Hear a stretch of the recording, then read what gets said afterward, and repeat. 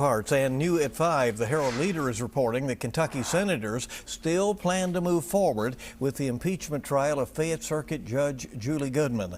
This comes after a Franklin Circuit judge voided the House resolution impeaching her. The State House impeached Judge Goodman earlier this month, claiming she abused both judicial discretion and authority. Judge Goodman filed a challenge to the proceedings in Franklin Circuit Court, and according to the Herald Leader, the Senate trial could take place as late as April 16th. Lawmakers previously said it could begin as soon as April 6th.